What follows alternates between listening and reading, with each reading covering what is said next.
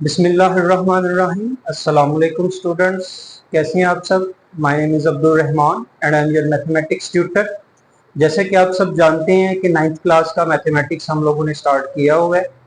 आज हम अपनी नई एक्सरसाइज स्टार्ट करने जा रहे हैं 2.4। आप लोगों को लेक्चर्स कैसे लग रहे हैं आपने कमेंट सेक्शन में ज़रूर बताना है, और अपने अगर अच्छे लग रहे हैं तो अपने दोस्तों के साथ शेयर भी करना है और चैनल को सब्सक्राइब भी करना है। 2.4 स्टार्ट करने से पहले हम लोग जो है वो कुछ लॉज हैं लोगारिथम के वो करेंगे। तो इन्हीं लॉज को अगर आप लोग याद करोगे तो आप अपनी नई एक्सरसाइज जो है 2.4 वो करने के काबिल होगे, अदरवाइज आप उसको नहीं कर पाओगे। सबसे पहला जो है वो प्रोडक्ट लॉ है हमारे पास, फिर कोशेंट लॉ है। टोटल 4 लॉज हैं, चारों हम बारी बारी सीखते हैं, उसके बाद एक्सरसाइज का आगाज करेंगे। तो सबसे पहला लॉ है, इसको प्रूव करते हैं हम लोग। लेट कर लेते हैं कि m is equal to log of a into x. इसको इक्वेशन नंबर 1 का नाम दे लेते हैं। हम ये कहते हैं कि a की बेस पे x का logarithm is equal to m। बिल्कुल इसी तरह n is equal to log of a y। a की बेस पे y का logarithm is equal to n। इसको क्या नाम दे लेते हैं, इक्वेशन नंबर 2 का। ये लिखने के बाद ये दोनों अभी लोगारिथमिक फॉर्म में है, हम इन दोनों को क्या करते हैं, एक्सपोनेंशियल फॉर्म में लिखते हैं। तो राइट करते हैं, writing 1 and 2 in exponential form.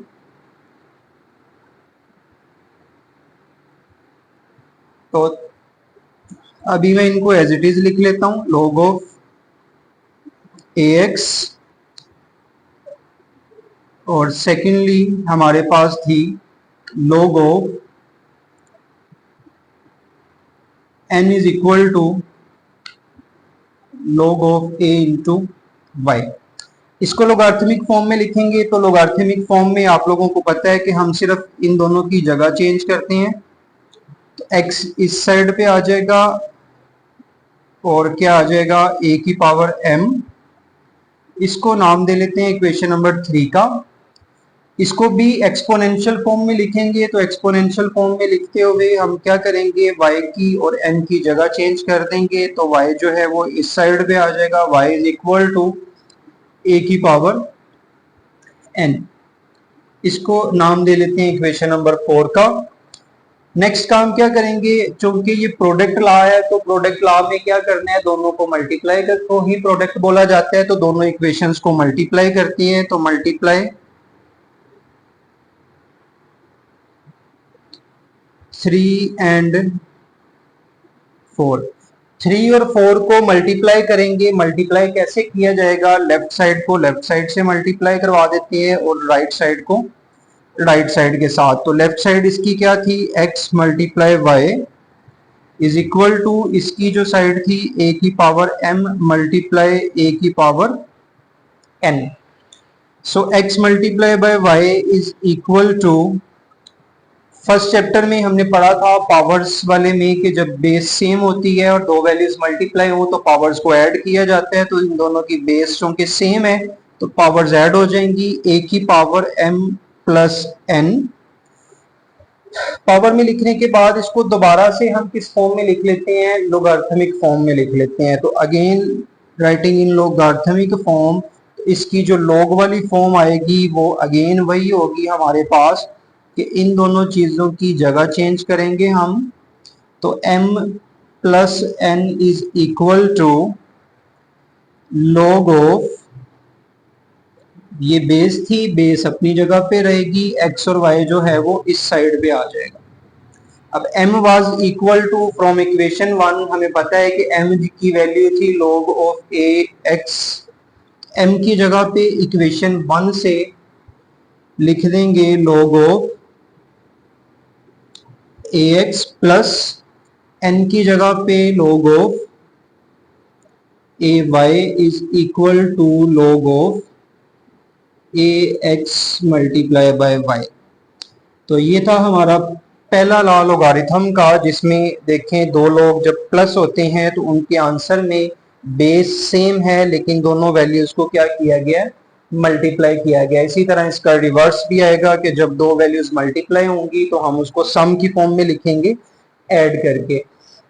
अब नेक्स्ट करते हैं कोशेंट लॉ। कोशेंट से नाम से पता चल रहा है कि इसमें हमने डिवाइड करने हैं, तो सेम काम वही चीजें जो वहां पे की थी, सारे स्टेप सेम आएंगे, बस वहां पे मल्टीप्लाई किया था, इधर डिवाइड किया जाएगा। तो सबसे पहले उसी तरह लेट करेंगे जी, m is equal to log of ax, इसको इक्वेशन 1 का नाम दे लेते हैं। अच्छा, यहाँ पे मैं इनको अलग-अलग लिखने के बजाय, दो दफा लिखने की बजाय एक स्टेप कम कर देता हूँ, n is equal to log of a into y. This is equation number 2। Further जो है, अब इस दोनों को एक्सपोनेंशियल फॉर्म में लिखेंगे तो दोनों की एक्सपोनेंशियल फॉर्म आएगी, बिल्कुल उसी तरह इन दोनों की जगह चेंज करनी है हमने। x is equal to a raise to power m, इसकी एक्सपोनेंशियल फॉर्म आएगी, एक्सपोनेंशियल फॉर्म इज, इन दोनों की जगह चेंज करते हैं हम, y is equal to a की power n, this is 3 and this is 4। Name से कोई फर्क नहीं पड़ता, आप जो मर्जी दे सकते हैं। अब कोशेंट रूल है, तो कोशेंट में क्या करेंगे, दोनों को डिवाइड करेंगे। तो डिवाइड करते हैं 3 को बाय 2। बिल्कुल उसी तरह लेफ्ट साइड को लेफ्ट साइड पे डिवाइड करेंगे। इसकी लेफ्ट साइड थी x और इसकी लेफ्ट साइड थी y, इज इक्वल टू, इसकी लेफ्ट साइड थी a की power m, right side sorry, और इसकी राइट साइड थी a की power n। x over y is equal to, ये दोनों चूंकि डिवाइड हो रही हैं तो डिवाइड में क्या किया जाता है, पावर्स को माइनस किया जाता है जब बेस सेम आती है हमारे पास। तो ये आ जाएगा a की पावर m माइनस n। अब इसको दोबारा से लोगारिथमिक फॉर्म में लिखेंगे, तो लोगारिथमिक फॉर्म में लिखने के लिए वही काम जो पहले करते हैं, सिर्फ हम ये पावर की और इसकी जगह चेंज करेंगे। तो m माइनस 1 n जो है वो इस साइड पे आ जाएगा, और लोग लगा के a की बेस पे x ओवर y का लोगारिथम। m को हमने 1 में लिखा था, m is equal to log of a into x minus n is equal to log of a into y. तो a की बेस पे y का logarithm is equals to log of a into x over y। तो ये हमारा second law proof हुआ, जिसमें देखिए दो वैल्यूज जब डिवाइड होंगी तो हम उनको माइनस करके लिखेंगे। This is the quotient rule. मुश्किल नहीं है, बड़ा ही आसान है। अगेन देख लें, सबसे पहले आप लोगों ने लेट कर लेने, तो आप वैल्यूज जो मर्जी ले सकते हैं, इससे कोई फर्क नहीं पड़ता। n is equal to log of ax, n is equal to log of ay। Exponential form में लिखना है, पहले क्वोशिएंट रूल था, दोनों को डिवाइड करवाने, डिवाइड करवाने के बाद दोबारा से अगेन उनको लोगारिथमिक फॉर्म में लिख देने हमने। अब थर्ड जो है वो स्टार्ट करते हैं। थर्ड लॉ, सबसे पहले वही उसी तरह मैंने क्या किया, लेट कर लिया m is equal to a log of ax, a की बेस पे x का लोगारिथम। इसको भी हम लोग क्या करेंगे, पहले उसी तरह बाकी दोनों लॉज की तरह पहले पावर फॉर्म में लिखेंगे। पावर फॉर्म में लिखने के लिए इसकी जो एक्सपोनेंशियल फॉर्म आएगी वो आ जाएगी हमारे पास, इक्वेशन नंबर 1 क्या लेते हैं इसको। एक्सपोनेंशियल फॉर्म में इनकी जगह चेंज करनी है हमने, तो x is equal to a raise to power m। अब चूंकि ये पावर लॉ है तो हमने इसमें पावर लेनी है, तो दोनों साइडों पे n पावर ले लेते हैं। तो taking power n on both sides, same power ली जा सकती है। x की power n is equal to a n की पावर, एंड दोनों साइडों पे हमने n पावर ले ली। x raise to power n is equal to, अच्छा यहाँ पे देखें, जब पावर्स को सिंपल मल्टीप्लाई किया जाता है, ब्रैकेट के बाहर पावर की पावर होती है, तो इनको सिंपल मल्टीप्लाई कर दिया जाता है। फर्स्ट चैप्टर में हमने सीखा था a की पावर m मल्टीप्लाई n। फिर वही काम जो पहले दोनों में किया था, ये एक्सपोनेंशियल फॉर्म में है, इसको दोबारा से लोगारिथमिक फॉर्म में लिखते हैं। लोगारिथमिक फॉर्म में लिखने के लिए ये दोनों वैल्यूज की जगह चेंज करेंगे, एक्सपोनेंट हमारा और ये बेस आ गई और ये जो था उसका रिजल्ट आ गया। So x m multiply n is equal to log of a की बेस पे x की पावर n आ जाएगी।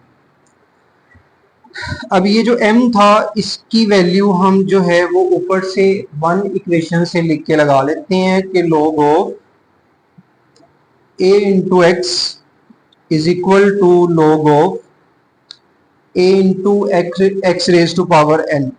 तो ये हमारा थर्ड लॉ प्रूफ हो गया, जिसमें ये देखेंगे अगर किसी नंबर की पावर n आती है तो आप इन लोगारिथम वो पावर क्या हो जाती है, मल्टीप्लाई हो जाती है, स्टार्ट में उसको लिख लिया जाता है। Fourth law change of base. तो इसमें हमें क्लियरली नाम से पता चल रहा है कि हमने बेस चेंज करनी है, मतलब हमारा जो लोगारिथम होगा उसकी ये जो बेस आ रही है इसको चेंज करने हमने। इसमें देखें अगेन हमने वही चीज ली, m is equal to log of ax, इसको भी एक्सपोनेंशियल फॉर्म में लिखते हैं। तो एक्सपोनेंशियल फॉर्म इज, इन दोनों की जगह चेंज करेंगे। तो जगह चेंज करने के बाद ये क्या आएगा, x is equal to a raise to power m। अब इसमें बेस चेंज करनी है हमने, तो बेस चेंज करने के लिए दोनों साइडों पे log ले लेते हैं, taking log with base b on both sides. तो पहले जो log था हमारा वो a बेस के साथ था, अब हमने बेस चेंज करनी है तो अब हम नया log लेंगे विद बेस b। दोनों साइडों पे ले लेते हैं log of base b x is equal to log of base b into a power m। तो b की बेस पे a की पावर m। अब यहाँ पे थर्ड वाला ये वाली साइड तो एज इट इज आ जाएगी, log of bx is equal to log of, third rule अभी हमने सीखा था कि पावर स्टार्ट में आ जाती है, तो फिर ये जो पावर है इसको हम यहाँ पे मल्टीप्लाई करवा देंगे, m multiply log of b over a। अब ये वैल्यू यहाँ पे क्या हो रही है, मल्टीप्लाई। अगर हम इस वैल्यू को इस साइड पे ले आएंगे तो ये इधर आके डिवाइड हो जाएगी, तो log of bx divided by log of ba is equal to m। m की वैल्यू लगा देते हैं और वो m की वैल्यू क्या थी, log ऑफ ax। तो log of bx divided by log of b a is equal to, m की वैल्यू थी जी हमारे पास log ऑफ ax। तो यहाँ पे बेस इज चेंज्ड, तो this is the fourth law logarithm. उम्मीद है कि आप लोगों को ये चारों लॉज अच्छे से समझ आ गए होंगे। अच्छे एक चीज का ख्याल रखने कि हमारी बुक पे जो ये प्रूफ्स हुए हैं उसने बेस बी ली थी और बुक ने बेस बी लेके प्रूव किया था, लेकिन मैंने यहाँ पे बेस ए लेके प्रूव किया है, तो इसलिए इनको बुक के साथ मैच करने की जरूरत नहीं है और वो कोशिश भी नहीं करनी है आप लोगों ने। बेस जो मर्जी हो, हमें सिर्फ आंसर से गर्ज होनी चाहिए। तो मैंने ये खुद ही इसको चेंज किया है ताकि बुक के साथ जो है वो सिमिलरिटी ना हो हमारी, और आप लोगों को जो कॉन्सेप्ट है वो भी अच्छे से क्लियर हो जाए कि बेस जो मर्जी हो इससे कोई फर्क नहीं पड़ता, लॉज जो हैं वो हमेशा सेम रहेंगे।